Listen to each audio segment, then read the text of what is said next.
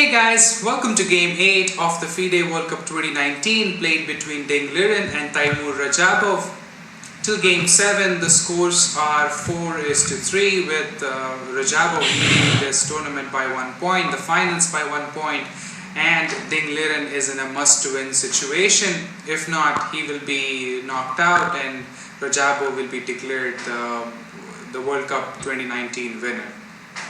So, Radjabov has the white pieces and he opens with e4. Ding responds with c5, and now we get knight to f3, d6 and d4.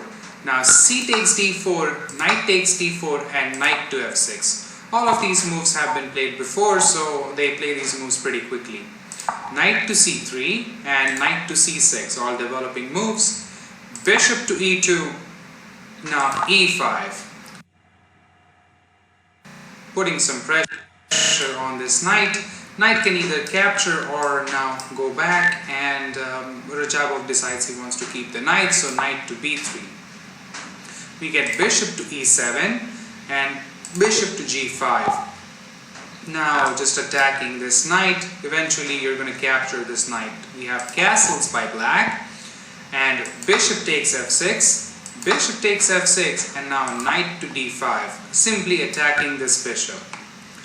Bishop to g5, now getting out of the attack, and now bishop to g4. Again, hoping to get this exchange going, and white would be pretty happy here if this is exchanged off, because it's always better whenever you play a Sicilian. You want to get this light square bishop off the board. It's going to be a bad piece eventually. So bishop to e6, declining any of the trade. Now castles by white. g6, and now bishop takes e6, f takes e6, finally getting rid of this bishop pair, and knight to f3. Since the knight was attacked, the knight just moves.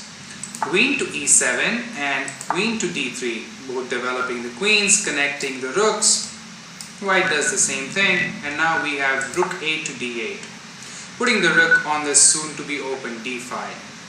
Rook a to d1, white does the same thing, and now a6. a3 and king to g6. We have queen to g3, putting some pressure on this pawn and indirectly asking not to move this pawn instead. So h5. Knight to e2 and d5. Since this is a must-win game for Ding, he has to play something, and now he has to open up the line. So, which is why he plays this d5 move, trying to get some captures going, and after some of the captures, he's going to undouble up his pawns and try to have a nice game. So, queen to c3, not allowing any of that to happen. Rook to f6, voluntarily unpinning this pawn here, because you want the pawn to keep an eye on this f4 square. So it's better to have this pawn here. And now queen to c5, trying to exchange off the queens. But queen to f7, saying I don't want to exchange off the queens, because any queen trade would be benefit white. Since all he needs is a draw, as long as he doesn't lose this, Radjabov wins the tournament. So c3, the first real mistake, because now black could get a lot of advantage. But h4, both of the players were in time trouble, and since they had only 5 minutes to begin with and 3-second increment after every move, since grandmasters are playing, they think a lot, and they have to lose some time. So because both the players were low on time, they played pretty bad moves. And now I'm going to show you what happens if you don't play h4, but how do you take advantage of this c3 move. We have queen to c7, and he wants to open up this file, because now you are nicely controlling the key squares, and you want to eventually bring this knight to this square. So let's see how that is done. He takes d5, he takes d5, and now f3. You have to let this queen come back to defend these pieces, and h4. Now pushing for some nice position, getting control over this g3 square. Queen to f2, and knight to e7. Finally, the knight is coming here to f5, and you can have a good game from where it's controlling these nice squares. So knight to c5, trying to get your knight into the game, and knight to f5. Finally, these knights controlling this wonderful square, and this bishop also controls a fair bit of dark squares around the king, and this could be a bit of problem. This queen is eyeing this nice h pawn here, so it's not an easy position to defend by any means. But none of this was played because Ding couldn't find it since he was in time pressure, and after c3, not queen to c7 but h4. And now h3, simply blocking any further pawn pushing. Rook to d7 and queen to b6. Rook to e7, and now knight to c5, attacking this piece and this backward pawn here. King to h7, and now b4. We have d4, finally pushing the pawn, trying to create some weakness, and knight to d3, simply not allowing this pawn to be pushed, and asking, okay, what do you want to do with this pawn here? I am not going to capture, so you can undouble up your pawns, but instead I'm just going to wait for you to capture it. So rook to d7, first putting some nice defense to this d4 fight, and queen to c5. Now d takes c3, since there are a lot of threats and black wants to open up some position, he plays d takes c3. We have queen takes c3, and now bishop to h6. a4, finally, because you have a nice couple of pawns here, you have to push them, and Ding is trying to play on the king side, so you have to counter it by playing on the queen side. Knight to d4. Ding wants to at least exchange this knight here and then try to undouble up the pawns. Knight takes d4, he takes d4, finally undoubling the pawns. Now queen to c4, simply keeping some pressure, and once this knight moves, you can easily attack this piece here, this pawn. So queen to e7, and now knight to e5, attacking the rook here. Rook to c7, getting out of the attack and also attacking the queen, but now simply queen takes d4 and you eliminate your weak d4 pawn. Now finally, after this position, Ding has to start playing on the king side and try to make try to push the pawn, or try to get this bishop into the game, because currently his pieces are stuck on the back rank trying to defend from any of the threats. So bishop to f4, finally getting into some action and attacking this knight. Knight to g4 and rook to f7.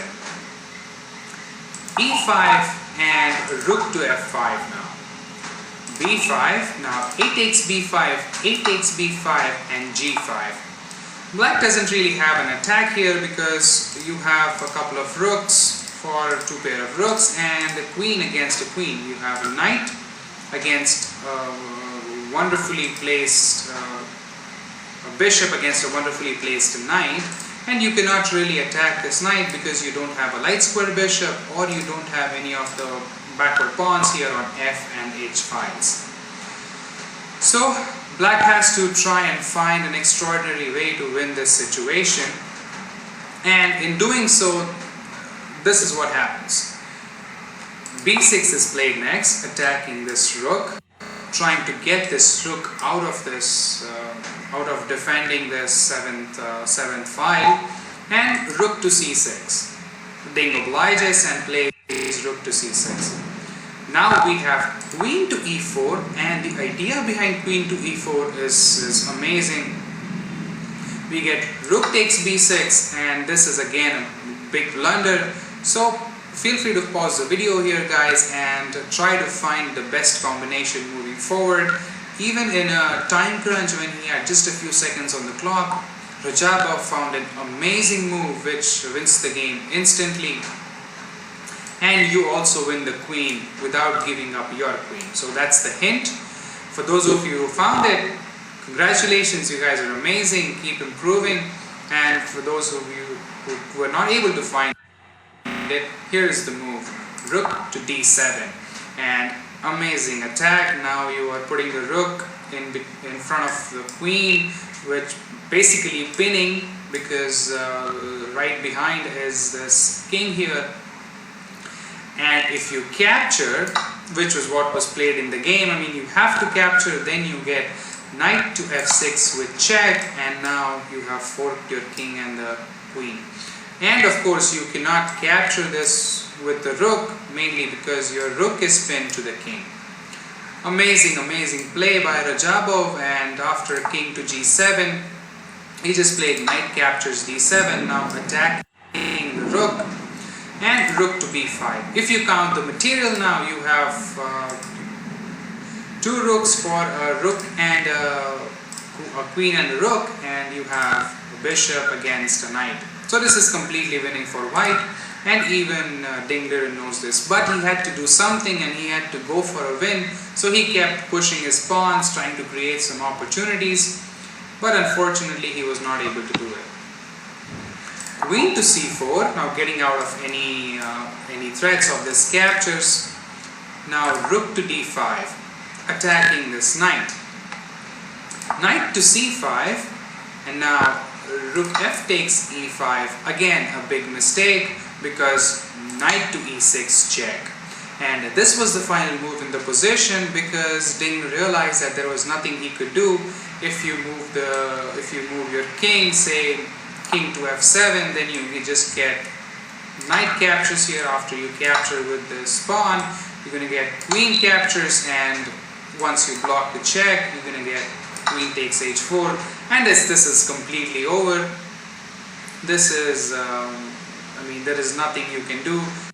You can keep giving the king checks, next this, and then you can even pick up the pawn here on the 7th file. Nothing Ding can do about it. But if you're thinking in this position, what if you capture here with the rook, then this rook is hanging. So if you capture, then you're just going to get queen captures, and there is nothing for you to do here. Again, your pawn is attacked, you have a rook that's attacked, and eventually this piece will also fall. So this is completely a winning position, and Ding knew it. He resigned the game, and Prizemoney Radjabov was declared the FIDE World Cup 2019 winner. So I hope you guys enjoyed this amazing game. This ends the World Cup 2019 here, but there is an amazing tournament that's coming up, which is the Grand Swiss tournament held in the Isle of Man, starting October 10th. So I will definitely be covering a lot of action that will be going on in that tournament, and there are a lot of famous players that are playing. To name a few, we have Wesley So, Vishwanath Anand, Yang Yi, Sergei Karyakin, Alexander Grishchuk, we have Levon Aronian, Pentala Hare Krishna. I'm really looking forward to some of his games because he's an amazing player. Hikaru Nakamura, Nikita Vyutigov, Christoph Duda, we have Peter Swidler and Nihal Sarin, who is just 14 years old. There are a lot of players just like him. These are just a few to name. So definitely looking forward to that championship, that Grand Swiss tournament. And also in the meantime, I will be starting a new series on Vishwanath Anand, who is my favorite Indian player. And I will be covering the World Chess Championship played in 2010 against Vasilin Topalov. The reason I selected this is because they played 12 games, and all are amazing games. Even the one games were pretty amazing. So I hope you'll be looking forward to that 2010 championship. Again, to all the subscribers, I want to thank you for supporting my channel. If you have any questions, comments or concerns, please let me know in the description below. I would be happy to answer any questions you might have, any suggestions you might have. So that's it from me. Namaste. See you next time.